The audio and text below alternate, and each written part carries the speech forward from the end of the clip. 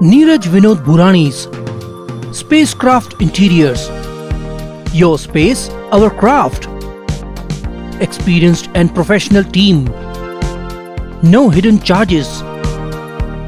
Luxurious designs. Follow us on Instagram. Spacecraft Interiors. Your space, our craft. उल्लास विकास को YouTube पर subscribe करें और bell icon को भी दबाएं। शहर पर एक छत्र राज करने वाले पप्पू कालानी व उनके पुत्र ओमी कालानी की आज ये हालत हो गई है कि उन्हें उन्हीं की पार्टी का विधानसभा चुनाव का टिकट पाने के लिए कतार में खड़ा होना पड़ रहा है। 2017 के मनपा चुनाव के दौरान अपनी ही पार्टी राकांपा से गद्दारी कर भाजपा में शामिल होना और 2019 में भाजपा द्वारा विधानसभा का टिकट न दिए जाने से फिर भाजपा से गद्दारी करके राकांपा में लौटना, इस तरह कुर्सी की लालच में डगवल गेम करके कालानी पर से भाजपा, राकांपा, शिवसेना जैसी प्रमुख पार्टियों को धोखा देने के बाद से सबका भरोसा उन पर से उठ चुका है। इतना ही नहीं, शहर की खस्ता हालत की जिम्मेदार विधायक व सांसद ही नहीं, कालानी भी है, क्योंकि उन्होंने शहर विकास को प्राथमिकता न देकर कुर्सी की लालच में यह शहर की यह हालत की और होने दी। शहर के बड़े निजी ठेके इनके ही कार्यालय में हुए हैं, जिस कारण आज शहरवासियों का भी कालानी पर से भरोसा उठ चुका है। कुर्सी की लालच में पप्पू कालानी व ओमी कालानी ने अब तक सभी पक्षों में रहकर केवल राज ही किया है। शहरवासियों के लिए अगर कार्य किए होते तो वह ज़रूर दिखाई देते। शहर की खराब सड़कें, पानी की समस्या, बिजली की समस्या, कचरे की समस्या, अवैध निर्माण, धोखादायक इमारतें जैसी समस्याओं पर केवल राजनीति की।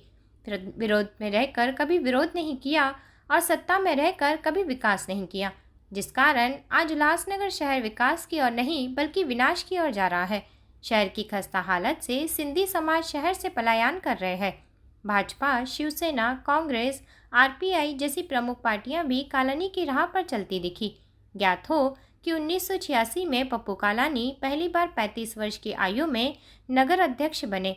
उनके बाद उन्होंने लगातार 1990 से 1995, 1995 से 1999, 1999 से 2004, 2004 से 2009 4 बार विधानसभा चुनाव जीता और लोक नेता बने, जिसमें 2 बार उन्होंने जेल से 1991 से 2001 तक चुनाव जीता। उनकी पत्नी स्वर्गीय श्रीमती ज्योति कालानी 2014 में विधानसभा चुनाव जीता था। इस तरह कालानी ने उल्लासनगर विधानसभा सीट पर 5 बार यानी करीब 20 वर्षों तक राज किया।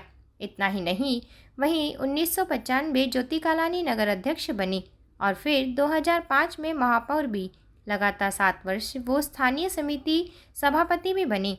2018 में उनकी बहू पंचम कालानी महापौर बन चुकी। इस तरह शहर में कालानी परिवार ने सबसे ज़्यादा राज किया है।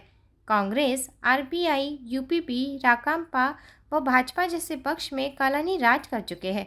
सभी पक्ष से थककर आखिरकार उन्होंने अपनी टीम ओमी कालानी पार्टी बनाई, जिसका इस्तेमाल तब होता है जब कोई पक्ष भावना दे।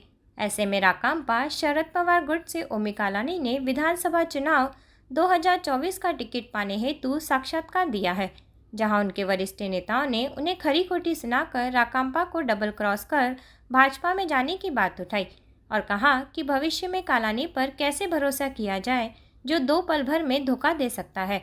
यही कारण है कि उनका अभी तक कतार में रखा गया है। पूर्व विधायक ज्योति कालानी का 18 अप्रैल 2021 को निधन हो गया था। वे कालानी के यहाँ एक बड़ा झटका था, क्योंकि कालानी के बाद उन्होंने ही कालानी का नाम बनाए रखा। उनके निधन के बाद पप्पू कालानी जेल से बाहर आ गए।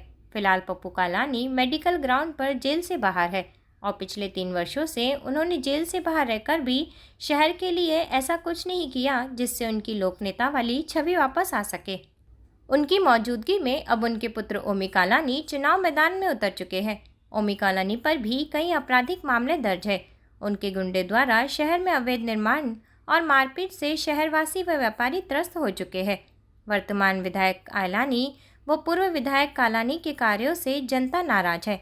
फिर भी दोनों चुनाव मैदान में उतरकर चुनाव की तैयारी कर रहे हैं, जबकि जनता की नज़र अब तीसरे विकल्प पर विचार कर रही है।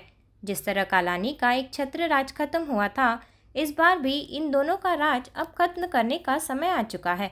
ऐसी चर्चा शहर में चल रही है। ब्यूरो रिपोर्ट, उल्लासनगर, उल्लास विकास।